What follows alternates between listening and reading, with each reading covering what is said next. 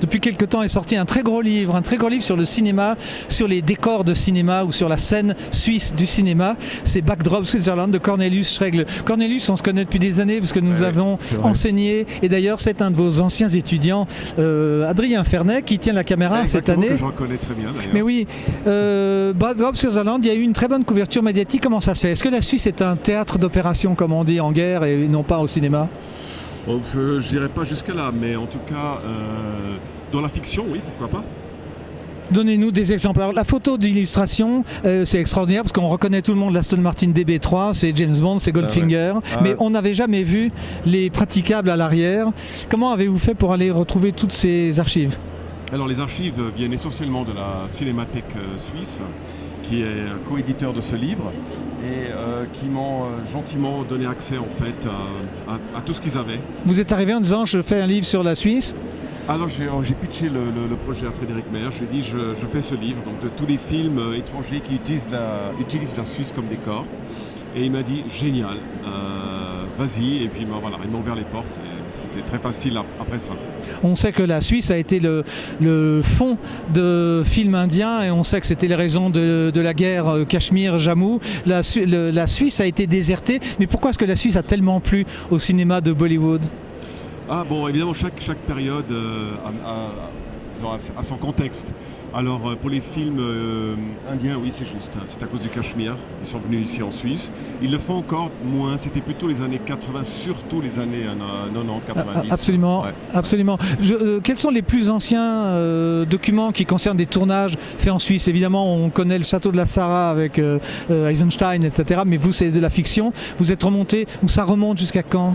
Alors le livre commence à 1900 parce que en fait avant on est plus dans le documentaire que véritablement dans le film de fiction, vu que je voulais vraiment rester dans le domaine de la fiction. Oui. Et dans le film de fiction, c'est les films de montagne. Est-ce qu'il n'y a pas un peu un relent et désagréable sur ces films un petit peu des années 30, 40 Alors oui, c'est vrai que voilà, on en a déjà parlé, puisque voilà, c'était dans les années 30, ce qu'on appelle les Bergfilme en fait, étaient principalement des productions allemandes qui sont venus au Valais, surtout autour du Matterhorn, tourner. Quel regard vous avez?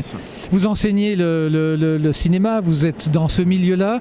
Est-ce qu'on doit avoir un regard, nous, aujourd'hui? La jeunesse de 2016-17 est-elle sensible à ce passé un peu difficile que le cinéma a, alors que les films peuvent être magnifiques? Bon, alors ce livre, je tiens à le préciser, commence en 1900, mais s'ouvre sur le futur. J'ai dû m'arrêter l'année passée parce que voilà, pour des raisons techniques, mais il continue d'y avoir chaque année des tournages en Suisse, des productions aussi bien de Bollywood que de Hollywood ou de les Américains viennent tourner à Montreux, toujours. Plutôt Frankenheimer, etc. Voilà, ils viennent toujours, oui, ça ne s'arrête pas. Donc voilà, c'est un livre, c'est vrai, en partie vintage, mais l'aventure continue, on va dire. Ouais. Si on recule un peu votre caméra, quel est l'attrait de la Suisse en tant que décor de fond? Indépendamment des montagnes et des lacs disons, c'est tous ces symboles, les banques, les montagnes, le lac. Les gens, en fait, vont chercher ce qu'on appelle les clichés. C'est ça qui intéresse les gens. C'était un plaisir pour vous de travailler dans les clichés, très à l'aise, en se disant je travaille dans les clichés, allons-y une bonne fois. Oui, forcément, je les cherchais même d'ailleurs. Par moment, je cherchais cette image sublimée de la Suisse que recherchent aussi les réalisateurs et les équipes de tournage. Ouais. Vous êtes suisse vous-même? Oui, de Genève. De Genève? Oui. Vous enseignez le cinéma, toujours? Non?